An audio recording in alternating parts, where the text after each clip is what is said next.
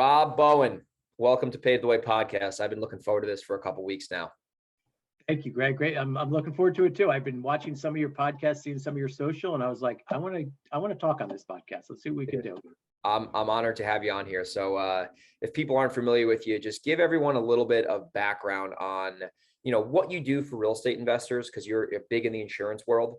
And we'll have you start there, and then we'll just also touch on your background a little bit, and then we'll get into the mechanics of our podcast today. Okay. So obviously about 5 years ago, I started seeing a lot of real estate investment going on in the Hudson Valley. Market was kind of booming. People were starting to ask me questions. And I started going to monthly meetings with real estate investors. I honestly didn't know a lot. Started brand new, said, okay, let me just learn from these guys. So I started doing that. And what that's kind of blossomed into now is one of our largest niches in my office is real estate investment. Because a lot of real estate investors, a lot of them are new, a lot of them don't have a lot of experience, so they really need some guidance. And fortunately, I've been around some people, you being one of them, and other people that have done this so many times that I've learned what to ask, how to ask. Typically, people call an agent's office and say, "Hey, I'm buying a home." Well, they are buying a home, right? But our question now in our office is, what is this thing? Is it vacant? Is it a flip? Is it going to become a landlord? I mean, we have a series of questions we ask because what we're seeing in the market, and I see other people's quotes and other people's policies, is they're just not insured correctly. And it's not the agent's fault, and it's really not the investor's fault, because they're having two different conversations, right? The mortgage lender, the hard money guy, is usually driving it. But just because a lender wants it a certain way doesn't mean that I have to do it exactly what they want. I have to satisfy them, but I have to make sure that it's insured correctly, because again, the lender wants his loan covered, and that's all they want. And that's exactly what they should do. But my job is to make sure that if the house burns to the ground, that number one, it's insured correctly, and number two, that we can rebuild it for you. But that's kind of how we got into the niche. And what I love about it is every day is a little different. Everyone has a different kind of philosophy in flipping, or philosophy in the passive income side. And it's just fun to talk to people about it. I really enjoy that conversation. I've also built up a team where, people come in and say, I'm doing an Airbnb under my personal name, and I don't write those. I'm like, no, you're not. And like, what do you mean? It's crazy. I'm like, go to an attorney. Here's two attorneys, call them, create an LLC. I'm indifferent, but I good conscience can't insure. I let them do one in their personal name, and then the second one, I'm like, no, we're done. Yeah, too much risk.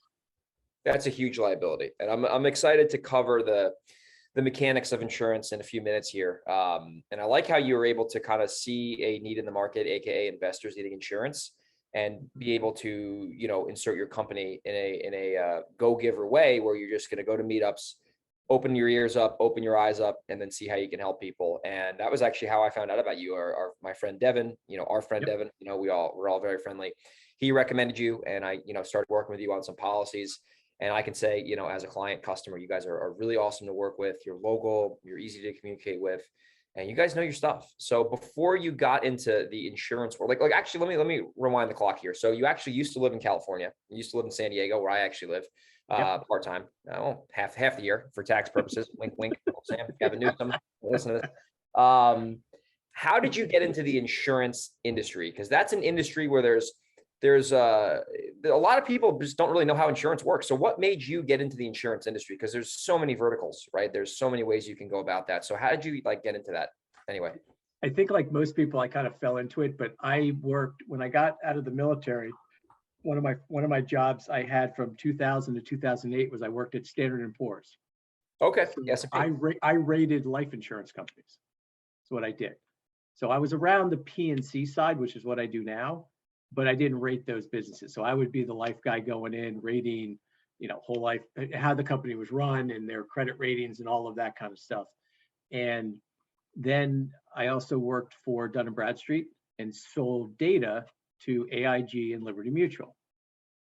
And it's funny, when I turned 50, I decided, I don't like working for anyone anymore. I want to do this on my own. And what I knew was insurance and banking. So I was like, what, how do you, let's open up an insurance agency. Again, you have no idea how that works, how it works. So I was a captive agent for a couple of years with farmers. And then actually about 18 months ago, we went truly independent, where now we are on our own. We can do whatever we want. That has its pluses and minuses. But that's how we got into it. I've been doing this for about 7 years now. And the beauty of the insurance business is we have recurring revenue. Very few businesses, other than subscription, right? There are businesses out there that have subscriptions and recurring revenue. My policies renew every single year. Now, we lose people. People leave us for price. People leave us for other things. But in general, 95% of my policies will renew. So it's, in the sales game, you start at zero at the beginning of every month. Yeah, I know this firsthand. Yeah. So, we do the same thing. So when the month rolls over, now you're back at zero and you got to write more business. But this business, you can do a lot of things with this business. You can have a lifestyle agency where, like right now, for example, I could probably get rid of all my team members and just kind of sit on it. That's not what I'm going to do, but you can do that. And some people do that and they love it. You get a couple million in premium and now you hang.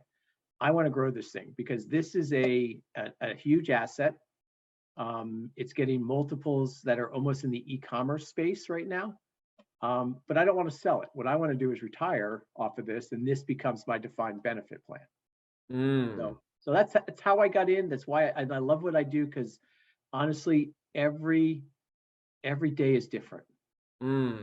Every day you get those 15 phone calls of questions, or God forbid there's a claim. And this might sound a little corny, but it's true. But when there's a claim, everyone's okay. And then you watch these insurance companies perform. And when they nail it, that's when it's fun to be an insurance agent. When they mess it up and they do stupid things, that's when it's not fun. Because I'm the face, right? I have some of your policies. If insurance agency or insurance company messes up, you're not calling them, you're calling me. So I got to kind of take the bullet sometimes. So that's fine. But that's why I love this industry, because you can kind of take it to wherever you want to.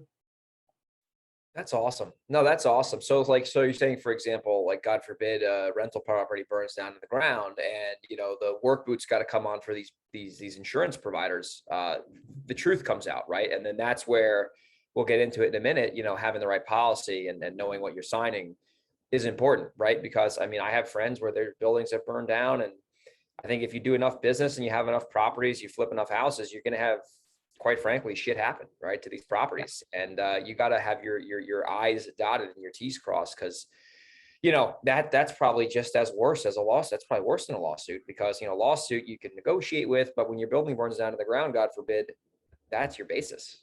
You got to start from scratch, And you're right. And one of the things I try to do with people is, I'll help them with their immediate requests, but I kind of want to know everything else they got going on. Because, and we'll talk about the insurance side of it, but it's important for me to understand everything else, because sometimes with legal entities and with, how policies work, they're not as protected as they think, and so I try, especially with, people that don't have a ton of stuff. And I think it's important to have a couple insurance agents. I might be crazy to say that. And certainly in your case, you're on two different coasts, so that makes perfect sense to do that. But I think you also, once you get to know someone, they're kind of your go-to guy, but you need more than one, because you never know, right? People leave, people move. But my job is to educate. Like, as you know, if you pay cash for all your stuff, Greg, you don't need any insurance. There's no laws that says you have to have insurance, right? They're crazy. Yeah. But that's the problem, is people pay cash and they're like, oh, I paid cash, so I don't really need as much insurance as I think I need. Well, there's ramifications to that, and they don't understand a lot of the terms we use, and they don't understand kind of how these policies work, and no one's reading the policies. That's my job. And that's why I work with a couple companies that I know their forms, I know what they do, I know how they're going to respond to claims, because I know the claims person. And that's the value of an agent. The value of me is not a bunch of policies. You give me credit cards and we bind it all. It's Now you have a problem, or you have something that's weird. I tell people this all the time, flippers and real estate investors come to me every once in a while with something like doesn't quite fit, right? It doesn't fit the 5 boxes we have. So I'm like, okay, tell me what you're going to do with this. Tell me how you're going to do it. And then what I do is call the underwriter and say, here's what we're doing. Which policy can I put it in? And they'll tell me. Now I have an email, I have a recorded phone call, and now I'm protecting you. So if you have a policy that's not quite right and there's a claim that occurs, everyone knows. There's no, and that's why I don't work with price shoppers, honestly, most of the time. Because, people. It's stupid. Well, not only that, but I can beat every policy. And I do joke with people. I probably shouldn't, but I do. People say, can you beat this? I'm like, yeah, but it's a crappy policy. It's ACV, high deductible, minimum coverage. I mean, it's only based on the loan or, I can write those, but there's only a very select few group of people I will do it. And most of them are contractors that are really buying the land. They're not buying the building itself. But it's like I said, it's a lot of fun to do this. Totally, man. Totally. I can see that being the case with insurance, because I know a little bit about it, not obviously as much as you know, right? Or probably will ever know, right? Knock on wood, right? But at the end of the day, like you gotta know your stuff. You gotta work with the right advisor. And I like how you kind of reframe yourself. You're a trusted advisor, more 100%. instead of an insurance guy. You know what I mean? Like, I know you are an insurance expert, right? But you're a trusted advisor, right? You're a member of the A team. You're an A player, and you run an A-class business. And I can say that because I work with you guys, and I speak highly of you guys to others. And a lot of us real estate investors who know each other, we know of you. We've done business together. You've done business with other lenders.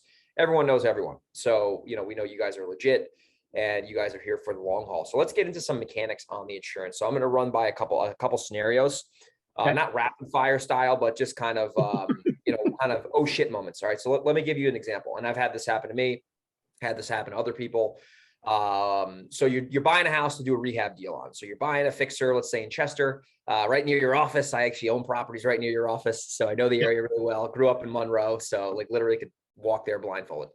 And you have a contractor you hire, you buy a builder's risk policy, which we'll get into that in a minute. And let's say, God forbid, your contractor cuts his finger off, right? Where's the line? Like what happens in terms of the insurance? And he sues you, right? And the contractor sues you. Let's just say, and this, knock on wood, has not happened to me, but it's definitely happened before. What happens when it comes to insurance in that scenario? Is that on the property insurance, or is that going to be on the contractor's insurance? Because I make sure all my contractors have insurance, right? For that reason. So, well, yes. So he cuts his finger on your property. Yeah. Cuts it off. Okay. So we have a bad medical. That's a workers' comp claim, plain and simple, because that person was hurt on the job doing their job. It's clearly a workers' comp. But you brought up a great point. So let's say it's called the Greg LLC is the building they're working at. You need to make sure that the Greg LLC is listed as additional insured on his policies. And you got to make sure he has general liability. Got to make sure he has workers' comp. More importantly, within the general liability, there's a coverage called completed products. And that's when he does shoddy work. Okay. So, and you want to make sure that you are listed, when you're listed as additional insured, by law, if he cancels the policy, the insurance company has to tell you. Right. Now you're only probably using them for 4 to 6 months. So you ask for a certificate of insurance, and I actually help real estate investors walk through this, and I'll review the certificates, because I can tell very quickly with certificates whether they can truly do what they're doing at your property. Because the other thing about insurance is we bifurcate different blue collar jobs. So you're a carpenter, you're a roofer, you're an electrician, you're a plumber. Can't be all four. That's impossible. True. So it can't be, and we can't rate for it. So I also have those questions. We see this with roofers. All roofers that walk in typically start as, I'm a carpenter. Yeah, I'm like, do you go on a roof? Like, yes, because here's what happens. You have, if they're misclassified on the workers' comp, and that person cuts their finger off, let's say they're classified as carpenter and they're a roofer. They're on your roof. They drive a nail through their hand. Well, when you describe that claim, that's not what a carpenter should be doing. No. And they could drag you in. You really shouldn't be dragging because workers' comp should take care of that. Now, if he doesn't have workers' comp, which a lot of contractors do not because it is very, very expensive. Yes, it is. Give you a sense, I have a roofer, has one employee, one. He pays $12,000 a year for workers' comp, $25,000 of payroll. So just do the simple math. You add 10 employees, that's 1.2 million. That's how you do the math. That's a lot of money. You have to have it. You have no choice. It's illegal in New York to do this, but real estate investors, this is part of the conversations we have with them. You're buying an asset, right? You're Yes. going to fix this asset up, and whether you sell it or rent it, it's an asset. And you don't want to lose the asset in a lawsuit. So you want everyone that comes on the property to give your certificate of insurance. You have been doing this enough time. You probably have 2 or 3 contractors you always work with. They do good work. They have insurance. So you're kind of protected because these people, you work with them. It's the first time person. It's I'm going to do some of the work, which is fine. And I'm going to have my buddies show up and help me. Your buddy now cuts his arm off. What a gruesome podcast. Yeah, exactly. So, but now you're in trouble. Now you're in trouble. Now you're getting sued. So just think about it, right? I mean, and I know that happens. I know people have their buddies come in. I hope they never cut their arm off. But when something that severe happens, people want to be reimbursed for it. Then you might not have health care. You might, and it's a nightmare. So just, you want to protect yourself. That's what we do. We'll help people with, that's the process I talked about. That we back them up and say, here's, who's going to be doing the work? Is it you, or is it not you? Is your construction company doing the work? We have a lot of those. The contractor's doing the work in his own flip. That's fine. Yeah. We need to know that to make sure the right policies and to make sure everyone's listed correctly. So everyone has it. So when you get sued, there's 2 or 3 other policies that we can go after. Yeah. Oh my gosh, that's so helpful for people. I mean, they better be taking notes if they're not driving, and because this is some serious stuff. So here's another scenario. Same deal. Flip property. Work got completed. No one got their hands or arms cut off. Everyone's got their limbs, thank God. But what ends up happening is in a winter day, you have an open house, project's completed, staged up, looks great, nicest house on the block, gonna sell it for a premium, gonna buy your Rolls Royce after, all is good. And unfortunately, a realtor goes to the property, someone forgets to shovel the Trex deck. They slip, they fall, and they bruise, they let's say they fracture their leg. Let's just call it like something not crazy, but not great. They fracture their leg on the property. What happens in terms of the homeowner's policy? How does that work? Okay. Let me just do the quick correction. You used the term homeowners policy, and everybody does this. Okay. Okay. So That's why you're on the show. Yeah, that's the danger. Homeowner is simply where your toothbrush is. I keep it simple to people. Is your toothbrush there? That's where your home. You can only have one home. So all the real estate investors, your home is not these homes that you're flipping. No. So in that scenario, let's pray to God that you have a builder's risk. Or a vacant under renovation, right? Okay. Because that claim, think of the claim. Like I tell people all the time, you could end up in a court of law in these lawsuits, and the insurance carrier is going to try to deny the claim. That's what insurance carriers do. And I say that with a little tongue in cheek, but that's what they try. Don't give them the opportunity. So at that point, you've done a vacant flip. It's under renovation. You have a builder's risk. If you're doing certain work, you have a vacant under renovation. As long as you got something that the insurance company knows, and that person slips and falls, you could get sued and you have liability to protect you. But that is why I only write $1 million and higher. For the policies, for these types of policies, even if it's a 300 house. Even if it's a 300K house. Yeah, and I will do $1 million of liability. So there's physical damage coverage on the house, but the liability is what no one talks about, because it's not clear cut. You are very good at valuing your houses, right? You know what these houses are worth. Okay. But a lawsuit, you have no idea how, again, someone fractures your leg. That's going to be bad. Someone trips and falls and gets a little bruise. Okay, no big deal. We'll take care of it. Now, if in that scenario, if there's a contract with the realtor, the question comes, who is supposed to shovel the Trex deck? Right? So there's another defendant of the lawsuit, probably you as the owner, my guess is, but yeah, you would get sued. But the point here is liability insurance is like gambling. Okay, what are the odds? What are the odds you're going to get sued and we're going to have to spend $300,000, $500,000, $1 million? As you go higher, the price increases at a decreasing rate because the odds are a lot less. We're going to have to spend $1 million to defend the lawsuit. That's a really bad lawsuit. That's a disablement or a death or a child. I mean, it's rare, thank God. Yeah. But I tell people all the time, I'm not going to write $500,000 liability when for an extra $30 a year, I can get you $1 million. 100%. Yeah. And so I don't even write it. So people say to me, well, can I bring the life? No, I don't write that. And I lose customers and I'm fine with that because they're not understanding my point. Your house burns down. I have it insured correctly. We rebuild it. That's easy. You get sued.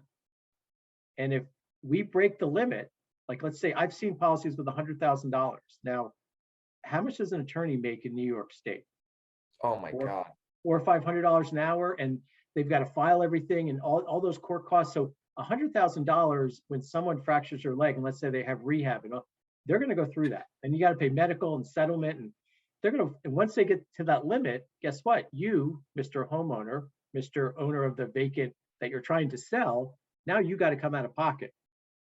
And that's in an LLC because you did it right. What's the asset in your LLC? The house. Of course. 100%. You have to sell the house to pay off the lawsuit or bankrupt the LLC. Yeah.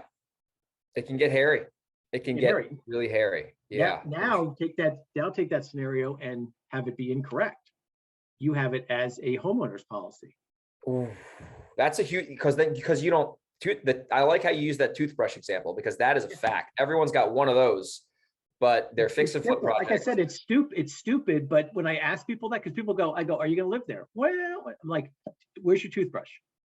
It's not there. Okay, that's vacant. That's a secondary. That's a seasonal home. It's something other than homeowner. And you could only have one. Even if you technically live like the way you half and half, one has to be a homeowner. Now, New York to San Diego, it's not that big of a deal, but in New York itself, people that have, summer cottages and things like that, you got to pick one. Totally. That's your home. So in that scenario, if that was a homeowner's policy and a guest or someone looking at the house slipped and fell, first thing the claims adjuster is going to do is go, who is this person? Think about that conversation. Well, a realtor was showing my house. Do you live there, Greg? No. Have you ever lived there? No. This was a fix and flip. So no one's ever lived there, and we have it as a homeowners. Those prices are lower, and we expect someone to be there, right? That's why the prices are lower. Same thing with burst pipes. Yeah. Right. Burst pipes don't happen when you live in a house because all of a sudden you're going to get cold and you're going to figure out the heat. Burst pipes happen in vacants, and I had a guy who told me it was a home. He was going to live there. I wrote it, and I wasn't really sure. And I said, "Are you positive?" "Yes, I'm going to live there." His house froze. The water main froze all the way to the street. From a Friday morning when the heating guy came and turned the heat off by accident till Monday morning, the average temperature was about 7 degrees. Houses freeze quickly. Very quickly. Ask me how I know. Well, everyone's experience. I mean, the toilet bowl's cracked, Greg, like this, and there's this beautiful ice sculpture of a toilet bowl. I mean, it was beautiful, but from an insurance person, and they paid the claim, but they nickeled and dimed him. Like they repaired the pipe that broke. They only paid him for the 5 inches that broke. That's what so they made him learn his lesson. Oh yeah, the brand new hardwood floors that he had just finished. They're like, no, we're not paying for hardwood floors. We're going to pay for linoleum. I mean, they can be and you're not winning against an insurance company. So. No, they got too much money. Yeah, and too many attorneys. They got the best attorneys you could have. That's why when they're on your team, you're in a good spot. You're better with their attorneys than the attorney that you got on Main Street, who's probably a nice guy. Yeah, that's exactly why you pay for insurance. So my attorneys come into that courtroom. They've been doing this 25 years. They know the laws. They know what you got to do. So, but that's a good scenario though. Interesting. Okay, so let's flip over to the landlord side. Okay, so that's a different policy. So I have rentals, I flip homes, I wholesale homes. That's really, you don't really need insurance for that because you're not taking title, or you're taking title for a minute. However, I have rental properties. I have had tenants, and I still have tenants that are trouble. And we're working on, that's one of our projects. We're trying to reposition our rentals and get better tenants in there. So when someone's a real estate investor and they buy a property and their intention is to just rent it, they're not fixing it, it's in good shape, it's rentable. What do you need to look out for when getting a good landlord policy for a piece of investment real estate? First thing is you want to make sure that the building's insured correctly. Typically, we insure about $165 up to about $200 per square foot. So you can do that simple math in your head. Okay. Right? So that's the first thing. There's another coverage called loss of rents. Okay. What is that? That's interesting. Loss of rents is we'll use this scenario. You own the property, I'm your tenant. And Yes. A pipe breaks in my apartment. My pipe breaks in whatever room I'm renting from you. Well, I can't live there. Right? Okay, yeah, it makes sense. So let's say it takes us 2 months. I'm going to exaggerate here, but let's say it takes us 2 months to fix it. So I move out. I'm not paying you rent while I'm moving out. Your landlord policy has loss of rent. We'll make you revenue neutral. We're going to audit your books and records. So if I'm paying $1,000 a month and I'm out for 2 months, while there's a claim, there has to be a claim here. I'm going to reimburse you for $2,000. Now, let me take the scenario a step further. If you are a landlord, your tenants 100% need to have renter's insurance. There is no conversation. There is no, there's no this. No, there's 2 solid reasons why that me as a tenant needs to have renter's insurance. Number 1, in a renter's policy, my personal property is protected. You are the landlord. You cannot insure all my couches and my TVs and all that. You don't own them. You cannot insure them. So my personal stuff needs to be protected. The 2 main reasons, the scenario we just went through when a pipe breaks and I've got to move out for 2 months, I have loss of use in my renter's policy. That policy will pay for Rob Bowen to live in a hotel for 2 months. Guess what happens to you as a landlord? So you're being reimbursed, right? You're getting your $1,000, not from me, from the insurance companies. I'm living in a hotel. I'm going to come back to you. If you have a claim and I have to live somewhere else for 2 months, I'm not coming back to you. I have to go find a place to live. So in a short-term scenario, I now keep your tenants with this policy. But here's the bigger reason. Now I have a couple of my friends over. Someone gets hurt. Where in the hotel or in the rental property now? No, in the rental property. I'm in your rental property. A couple of buddies come over, and my good friend, probably not my good friend. Let's say he's not, because he's going to sue me here.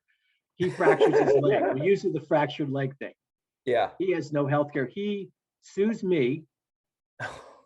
Okay. And you're getting sued too. You're the landlord. You own this place. So we're suing everybody. Right? This is a shotgun approach to lawsuit. And there's nothing wrong with it. But they're going to sue me. Now, if I don't have a renter's, I'm in trouble. Renter's policy, you mean? Renter's insurance. If I have a renter's policy, I'm probably in trouble because I got sued. I got to fight it. I got to hire the attorney, pay for $500 an hour. But more importantly, you as a landlord, even if it's my fault, they're going to find a policy. You have $1 million of liability. Now they're going to come after you. Even though you had nothing to do with it, clearly it was my fault. Whatever we were doing. We were drinking too much and we jumped up, whatever. But your insurance company's not going to be happy right now because they just ate a lawsuit that really should have been eaten by a renter's policy. And that's the problem. And renter's insurance is $15 a month. It's a gym membership. Yeah. And here's what I have landlords are doing right now. It's a pain in the neck to get that evidence of insurance from Rob if I'm your tenant. It's a huge pain in the neck. Landlords now, and this is an attorney question because it's a privacy issue. So landlords now are getting permission from their tenants to share their name, the address, and their date of birth with an insurance agent.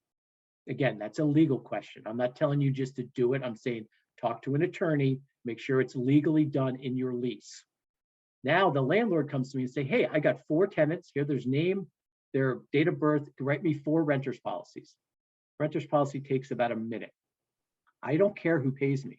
Now I'm going to ask, okay, Greg, you have 4 tenants and we're going to have a conversation. So I kind of know who you are. You're not some shady character, doing some stuff.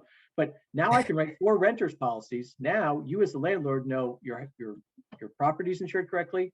The same agent, doesn't have to be the same agent, but that's your choice. Now we have the same, now we have 4 renters policies. Now you're fully protected. Most landlords don't require it, and it drives me crazy. You go down the city, 100% of the time, and it's going to become, I believe, a requirement for a landlord policy to have renters insurance with your tenants. Because I'm starting to get asked it. I can answer no, and the price doesn't jump, but at some point, these large insurance companies with landlord policies are going to be like, yeah, because now your landlord policy's taken the exposure, not only of your building, but now 4 people, they have no idea who they are.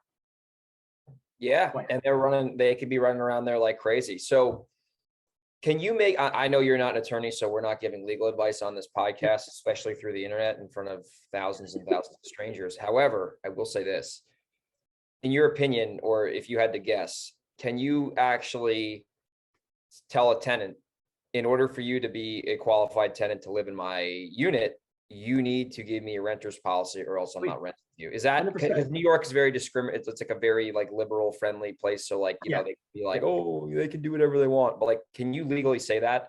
If it's in the, and it's not even I know people that do this. Yeah. So it is still an attorney question, but yes, because it's in the lease. You can say in the lease, if your renter's policy cancels, that's grounds for eviction. Now, as we all know in New York, the grounds for eviction can get muddled and get, blah, blah, but it can trigger. Ask me how I know. Yeah. And you know that from living the hell in New York. But so I'm not saying you're going to be able to just throw them out, but you can say you must have renters. When they sign the lease, they must show up with an annual renter's policy and a paid in full receipt.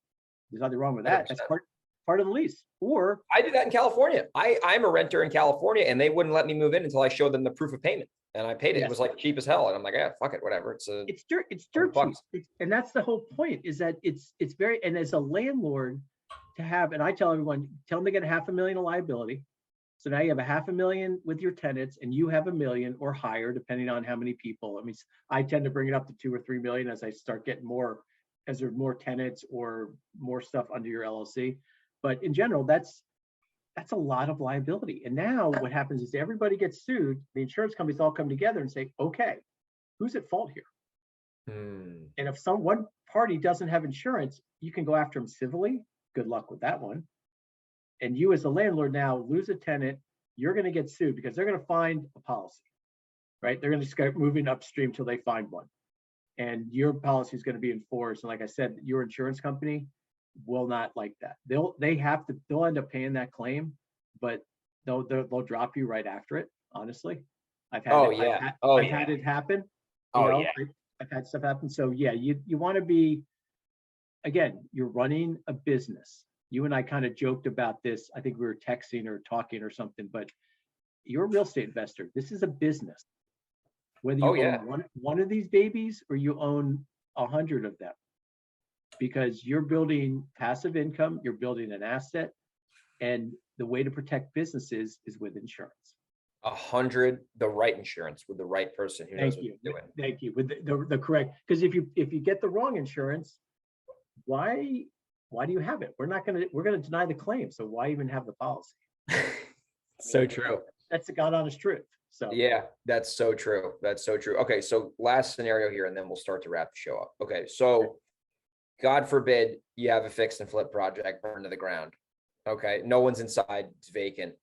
How long does it take to either get your money? How does that work? Walk me through the scenario. If God forbid that were to happen, what does the process look like? And then do you get the money based on the market value, or do they build a new house from scratch? Like, how does that, because that's extreme, but that's a real thing that happens probably, unfortunately, every day in this country. There's a lot of people who have properties here, Yeah. So the way it works is when we write the policy, we have a number in the building coverage. So we'll just use 200,000. Okay. Sure. So that's it's a relatively small house, but it burns to the ground. Now Yeah. To the ground. So you said the important thing, and it was insured correctly. So it's insured correctly. It was vacant, renovation, fine. The insurance company is going to send a claims adjuster and start determining the value of that house to rebuild it. That's cost of materials. It's nothing to do with market value, tax assessment. That's the problem with a lot of the conversations I have is all the real estate investors are doing ARVs, market, tax. I don't do any of it. I do replacement cost of materials and labor.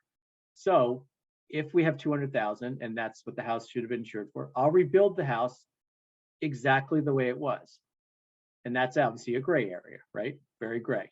Or I've had people, I've lost 2 houses with flippers, right? They burned to the ground. Locally here in Hudson Valley. Yeah, locally in Hudson Valley. So one wanted it rebuilt. So it got rebuilt. And then 6 months later, he sold it. One said, no, I'm good. Now you can negotiate with the insurance company. And here's why. Think about this negotiation. The insurance company's legally on the hook for $200,000. You could go to the insurance company and say, listen, you know what? I don't want you to rebuild. I'm just going to sell the land to a contractor who will give me, because now we don't insure land, right? We're insuring structures, not the market value, not that land could be worth a lot. That land down at the Jersey Shore is worth a lot more than that land in Sullivan County, right? Yeah. So I had this one flipper who said, okay, I don't want to have this rebuilt. I want to move on. I want to move on to my next project. Insurance company said, okay, we'll give you $100,000. You'll sign this document saying you release list of everything. And now this flipper could sell the land. So he took 100,000, sold the land for like 150, I think for like 70 or $80,000. I don't remember what the exact numbers were. And he moved on. Because now think about the insurance company. They're on the hook to pay 200. You offered them 100. They just saved $100,000 with you. So think about your negotiating position. So you have 2 scenarios, legally and binding. If you do nothing, they will rebuild the house. But there's wiggle room. And I'm actually glad you brought this up because I will write policies that are, I call them crappy policies for a reason, but they're like ACV, high deductible, and they use these when the land's worth a lot, like in high rent districts. But like I only do it with, or something like that. yeah, and I do it with contractors because what the contractor does, he does exactly that. So the policy that basically doesn't have a lot of coverage, right? And he buys the land. He hasn't started doing any renovations. He's just buying the land. He's going to get to it. So I just insure the structure very low. If it burns down before he starts the renovation piece of it, he's going to sell the land. The land's worth more than any house. But it has to be a sophisticated investor.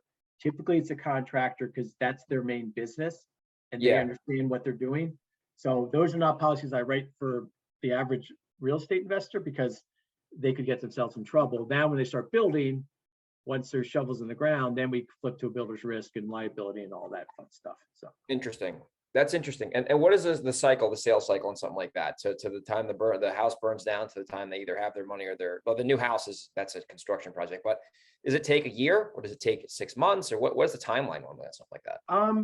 We've had a total of about 5 that unfortunately were considered total losses. And the average to rebuild or redo was about 9 months. The issue in the Northeast is the winter. You can't put roofs on in the winter kind of thing. So there's, depends on the timing of it. Yeah. But it's pretty quick because the insurance company wants to get off the risk. They'll reserve for it pretty quickly, but they want to get a payout because they can now release reserves and their earnings actually look better and their financials look better. So they have a financial incentive to get it done as quick as possible. And that's why you pay for insurance but if you get a payout, the payout happened in like 2 months. Oh, insurance company's like, think about it. I got 200,000 I'm on a hook for. This guy wants 100. I'm good. And I don't know if that was the right number. Don't use those numbers on me, but think about it. And then you sell the land and the flipper. He bought the house for probably $30,000-$40,000. The thing burns to the ground. He walked away with 150. That's a good ARV, right? That's a good profit. Yeah, that's ain't bad. So but again, it's got to be with a sophisticated investor that understands that. But he quickly went that route. He's like, I can make my whole profit and not have to wait 9 months. Yeah. For them to rebuild, right? I could see you coming up with that scenario. Like, okay, I'm moving on. I can get all my profit or part of it back, I'm good. And now I don't have to tie up my asset, right? I don't have to tie up the asset, tie up my money for 9 months while these guys rebuild. Interesting. No, that's true. Is that money tax free, or is that income? Because it's like with a refi, it's tax free because of your debt. So if you get paid an insurance claim, is that? I know you're not an accountant or a lawyer, but like, how does that work? That's a great question. My first instinct was it would be income, but I don't know. I don't know if it is. It wouldn't seem like that was fair, right? You have a claim and that becomes income. I don't know. I'll answer. I don't know, but I'm going to ask my accountant.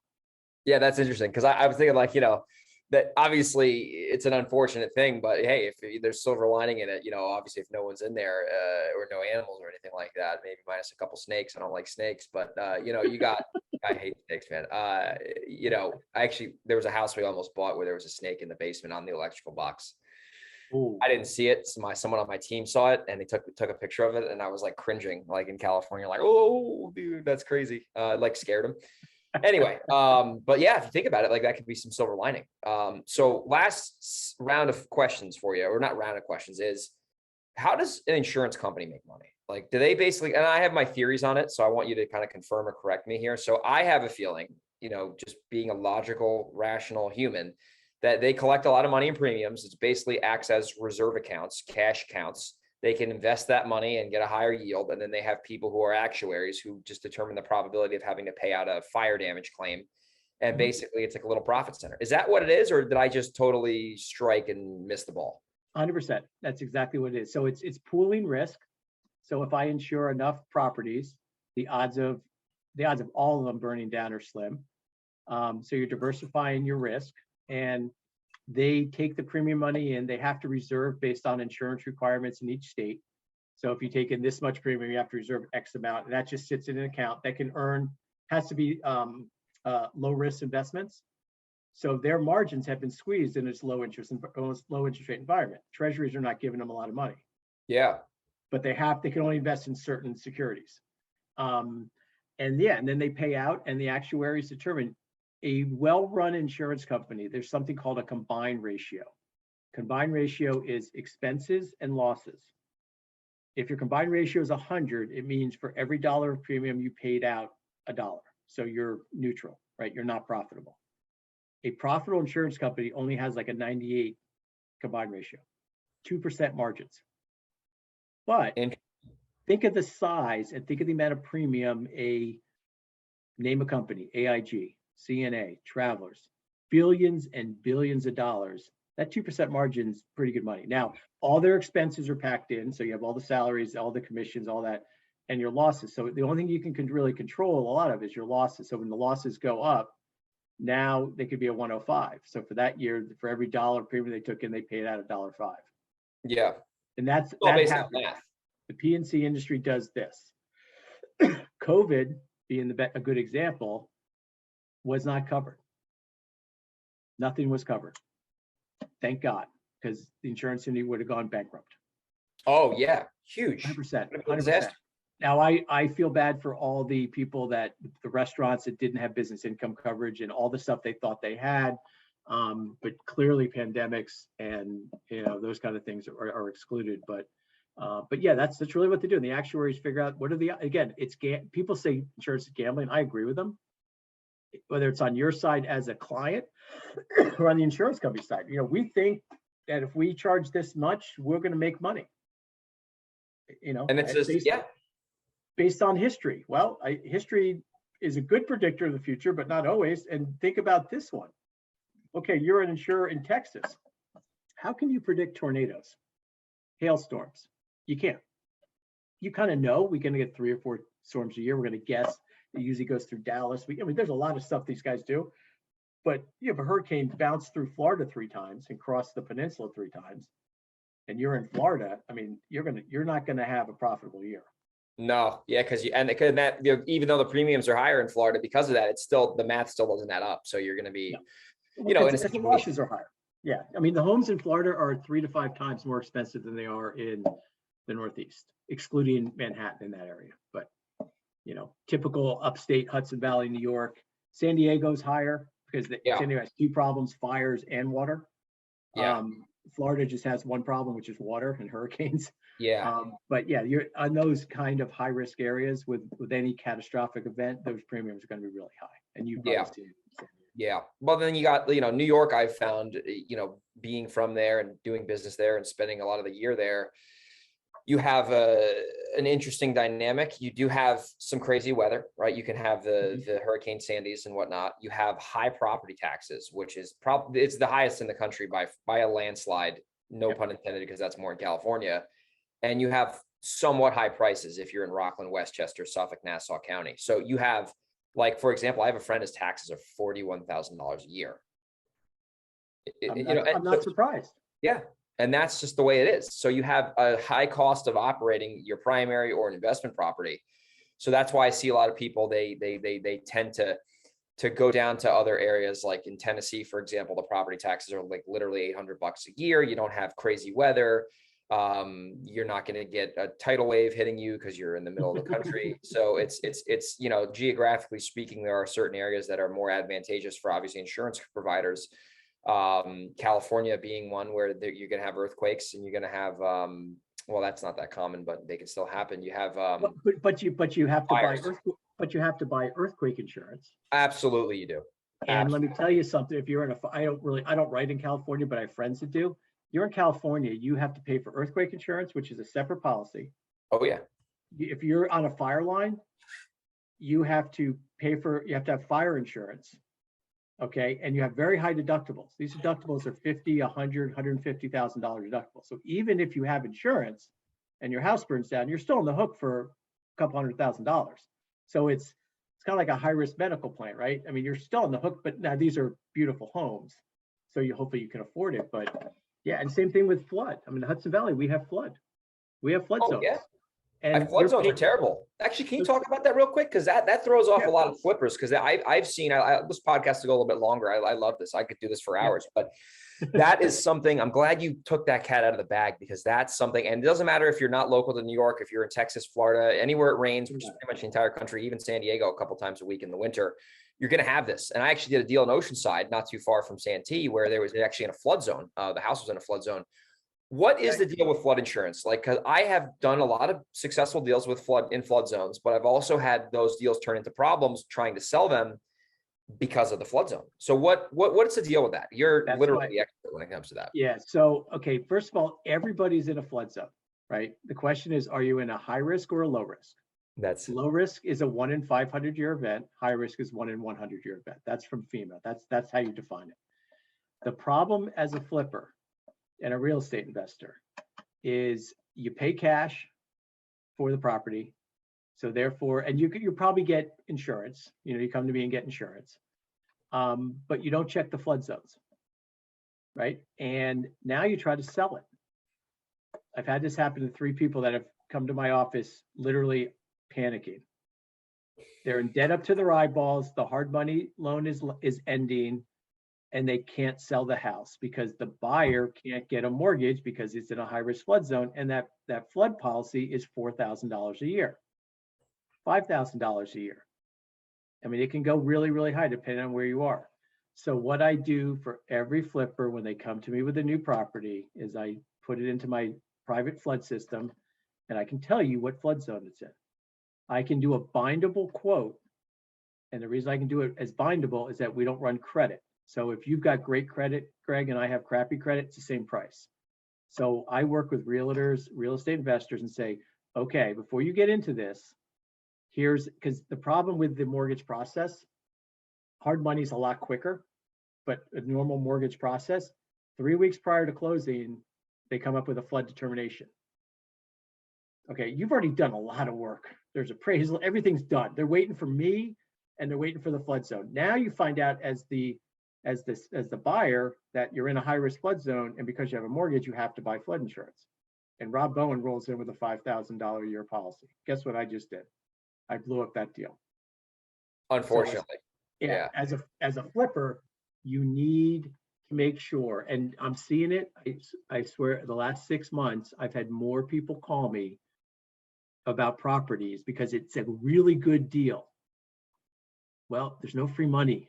No free lunch in this world, folks. There's a reason that property that should be $400,000 is selling for $240, because it's in a high-risk flood zone and it floods every single year. Now, you also have the flood problem too, right? So I'm talking about insurance. But if every year your basement floods, come on. Yeah, it's going to just be a capital event every year. You can count on it. And there is no flood insurance in any policy written in the United States. You have to have a specific flood policy. People say, oh, I have water damage coverage. Yeah, you do. That's not floods. You also have to have your neighbor flood. Heavy rain does not constitute a flood. FEMA has to come in and go, yep, this was a flood. We had 2 acres of standing water and at least 2 houses got flooded. That's the definition, right? So I try to be clear about it. It's not heavy rain. Oh, my creek over. Well, I hope your neighbor's house went under too, because that's the only way this flood policy is going to pay out. But now we have private flood, which is good. So now I can tell them the exact price. I mean, I had someone the other day, the woman's buying the house. It's in a high-risk flood zone.